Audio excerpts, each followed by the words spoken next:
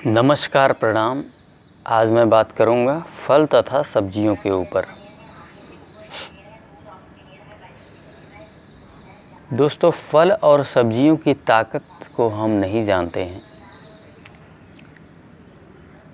क्योंकि बचपन से हम लोग पका हुआ भोजन खाते आए हैं। सब्जियों को भी पका पका के खाते आए हैं, और फल तो हम लोग कभी कभी खाते हैं। आप देख ही सकते हैं अपने जीवन में, बचपन से लेके आज तक आपने कितने फल जो है खाए हैं।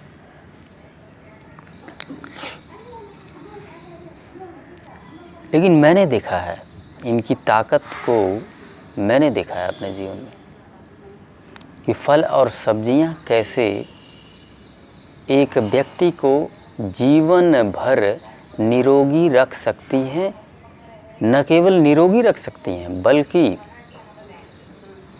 कॉम्प्लिकेटेड से कॉम्प्लिकेटेड बीमारियों से निकाल के बाहर भी ला सकती हैं, और लाती हैं और ला रही हैं। मेरे साथ जितने हज़ारों लोग जुड़े हैं, इस कंसेप्ट को फॉलो कर रहे हैं,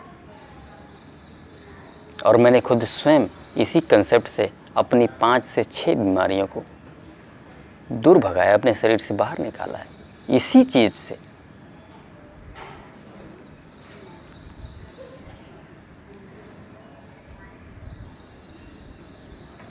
इसलिए ये ज्ञान हमारे अनुभव का ज्ञान है, कोई किताबी ज्ञान नहीं है, किसी की कही सुनी कोई बात नहीं है कि फल और सब्जियां पूर्ण रूप से औषधि की तरह काम करती हैं। अगर आप इसे पूरा दिन सिर्फ और सिर्फ इसे ही खाते हैं, फल और सलाद ही खाते हैं, तो ये पूर्ण रूप से औषधि बन जाता है। बाकी सभी चीज़ें बंद कर देते हैं। कंडीशन लेकिन यही है कि सब कुछ बंद करना पड़ेगा और खाना सिर्फ यही पड़ेगा, तो ही ये औषधि की तरह काम करेगा। और कहीं आप ये सोचें कि मैं जो भोजन कर रहा हूँ पहले से, उसको तो मैं करता रहूँगा और इसको ऐड कर दूँगा, तो भूल जाइए, किसी काम का नहीं है। फिर ये औषधि की तरह काम नहीं करेगा। आप ये पहले ही नोट कर लीजिए।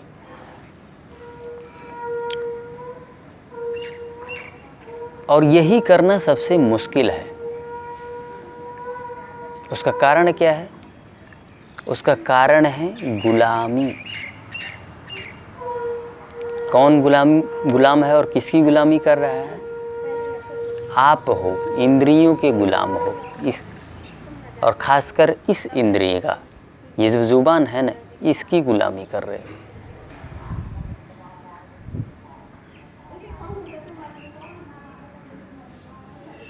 भागवत गीता में अनगिनत श्लोक है, भगवान ने बोला है कि जो व्यक्ति इंद्रियों को नहीं जीत सकता, जो इंद्रियों का गुलाम रहेगा, वो जीवन भर दुखी रहेगा। और यहाँ आप खुद स्वयं उठा के देख लीजिए कि यदि आप बीमार हैं और उस पके हुए भोजन को नहीं छोड़ सकते हैं, आप पका हुआ भोजन नहीं छोड़ेंगे, बीमारी आपका पीछा नहीं छोड़ेगी। लेकिन आप अपनी गुलामी का स्तर देखिए कि आप पका हुआ भोजन छोड़ते नहीं हैं, तो ओब्वियसली बीमारियां भी नहीं छोड़ेंगी। लेकिन जो व्यक्ति अपनी इंद्रियों को जीत लेगा, इस जीभ को जीत लेगा और पका हुआ भोजन छोड़ देगा, इधर वो पका हुआ भोजन छोड़ेगा, इधर इसकी बीमारी भागेगी।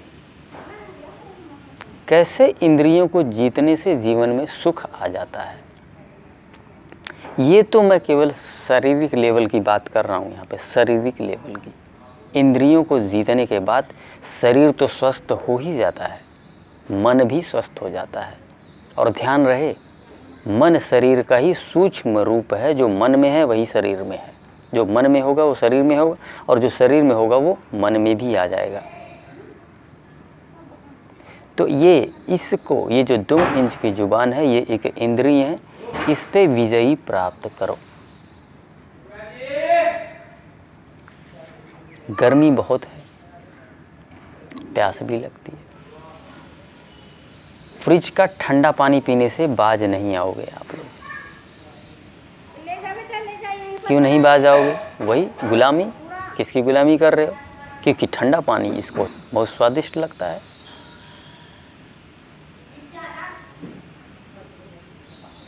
फ्रिज का पानी का मेरा अनुभव है बहुत सारे नुकसान पहुंचाता है, बहुत सारे, गिनती नहीं है। अनुभव सहित बता रहा हूँ मैं, कोई कही हुई बात नहीं है, किसी की कही हुई बात नहीं है, अनुभव से बता रहा हूँ, अनुभव से। डाइजेशन खराब करता है और ये छाती से ऊपर की जितनी बीमारियां हैं उतनी ले आएगा ये। यहाँ से ऊपर समझ लीजिए, जिसको आयुर्वेद में कफ डोमिनेटेड बीमारियां बोला जाता है। कफ के भीतर जो बीमारियां आती हैं ना, वो बीमारियां हैं इसके अंदर। इसलिए फ्रिज का पानी छोड़ दीजिए। ये भी एक इंद्रियों की गुलामी है।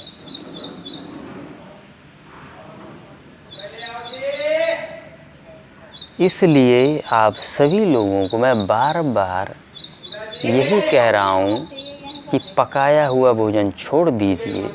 यदि आपके भीतर कोई बीमारी है तो कुक्ड फूड कम्प्लीटली बंद कर दीजिए। कुक्ड फूड मतलब सब कुछ, ईच एंड एवरीथिंग। सिर्फ और सिर्फ सलाद और फ्रूट पे आ जाइए। मुश्किल है, मुश्किल है यहाँ पे, क्योंकि इस इंद्रिय को जीतना पड़ेगा आपको। तो जीतिए, इस पे जीत प्राप्त करेंगे तो अपने बीमारियों पे भी जीत प्राप्त कर लेंगे। जीत बीमारियों पे नहीं प्राप्त करना है, इसी पे करना है। इसको जीत लेंगे तो बीमारी स्वतः भाग जाएगी।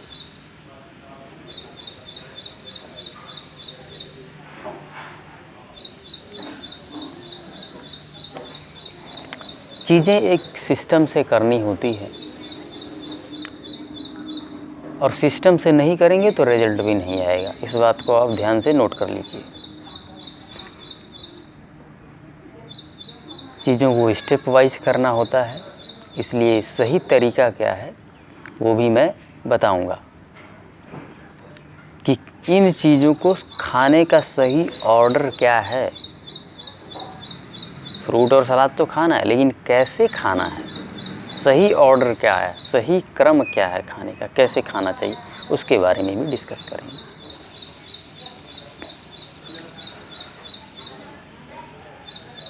देखिए 90% बीमारियां हमारे इसी से उत्पन्न होता है। ये जो गंदगी है ना, गंदगी 2 जगह जमती है, ध्यान रखिए। यहाँ पे कॉलन में, ठीक है, और नाड़ियों में। शरीर में 2 ही जगह गंदगी जमती है, नोट कर लीजिए, कॉलन में, नाड़ियों में।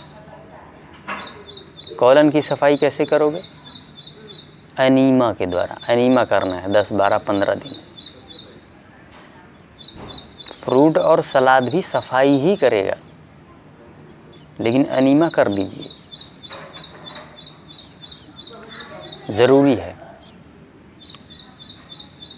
कॉलन की सफाई हो गई, उसके बाद सबसे पहले ग्रीन जूस डालिए। ग्रीन जूस में आप करेले का ग्रीन जूस ले सकते हैं। करेला मतलब सिर्फ करेला और कुछ नहीं उसके अंदर। 2-3 करेला फाड़ के छोटे छोटे उसके बीजों को अलग कर दीजिए, छोटा छोटा काट के मिक्सी में डाल के 1 गिलास पानी डाल के उसको ग्राइंड कीजिए, छान के पी लीजिए। आधे पौने घंटे के अंदर एकदम पूरा पेट ही साफ़ कर देगा आपका। दूसरा ग्रीन जूस है पालक टमाटर का, उसका ग्रीन जूस आप ले सकते हैं।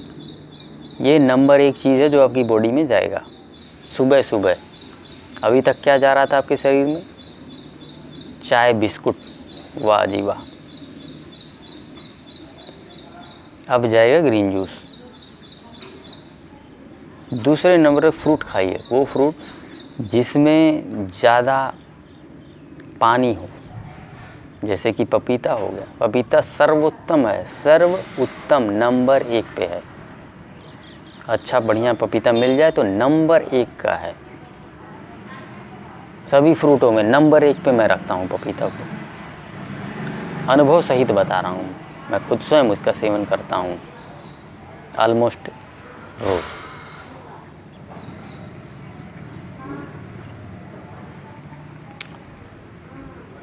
इसके बाद आप अन्य फ्रूट्स भी ले सकते हैं।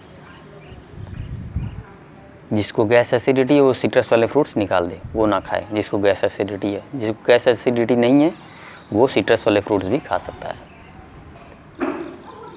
इसके बाद बारी आती है सलाद की। सब्जियों में किस किस का सलाद आप खा सकते हैं आप देख लीजिए। भिंडी भी खाया जा सकता है, कच्ची भिंडी खाई जा सकती है, ठीक है। खीरा, टमाटर, कैरेट, है ना, ये सारी चीज़ें खाई जा सकती है सलाद के रूप में। और देख लीजिए क्या खा सकते हैं आप सलाद के रूप में, ठीक है। गोभी नहीं खाना है सलाद के रूप में, गोभी नहीं खानी है, दो के दोनों गोभी नहीं खानी है, ध्यान के रख। मूली नहीं खाना है, ठीक है, सलाद के रूप में। इस तरह से आप ये सारी चीज़ें खाएंगे और पूरा दिन खाएंगे। ध्यान से नोट कर लीजिए, पकाया हुआ भोजन नहीं खाएंगे दिन में। शुरू से वीडियो जब से कर रहा हूँ तब से 2-3 दफ़ा बोल चुका हूँ, 3 दफ़ा, कि पकाया हुआ भोजन कम्प्लीटली बंद हो जाएगा। सब कुछ बंद हो जाएगा, दाल चावल रोटी सब्जी सब कुछ पकाए हुए में। मिल्क एंड मिल्क प्रोडक्ट सारा बंद हो जाएगा आपका। दूध से जुड़े जितने भी प्रोडक्ट हैं सब कुछ कम्प्लीटली बंद करना होगा।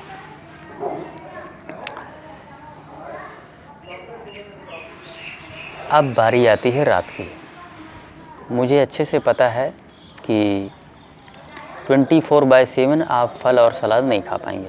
दिन में तो खा लेंगे, लेकिन रात जाते जाते बंदा पस्त हो जाता है और कुछ ना कुछ पकाए हुए में खाने का मन करता है। फिर ऐसे में आप घर में जो बना होगा उसको खा लेंगे, जो कि गलत है। आप मिलेट्स मंगवाइए, मिलेट्स को पकाइए और खाइए। रात में मिलेट्स मंगाइए, मिलेट्स को पका के खाइए। मिलेट्स के बारे में जानकारी नहीं है तो वीडियो देखिए मिलेट्स के ऊपर, ठीक है, मेरे ही चैनल पे मिल जाएगा।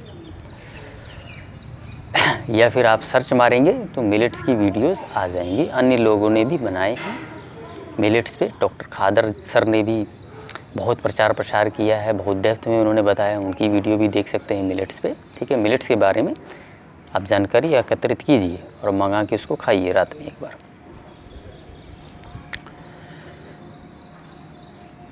तो इस तरह से इस चीज़ को फॉलो करना है दोस्तों।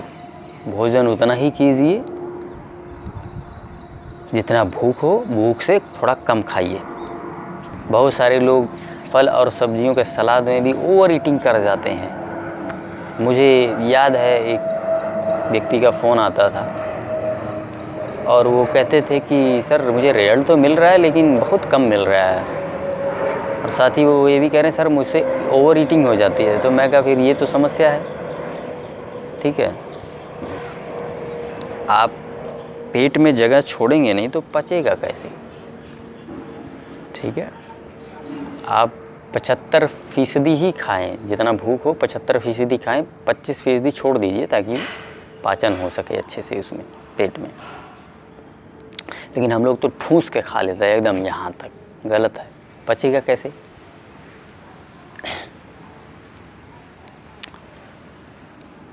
तो दोस्तों इस तरह से आपको ये डाइट जो है करना है। सो उम्मीद करता हूँ आज की वीडियो से मैं आपको कुछ मोटिवेट कर पाया हूँ, कुछ सिखा पाया हूँ। सो इस वीडियो को यहीं समाप्त करते हैं। धन्यवाद।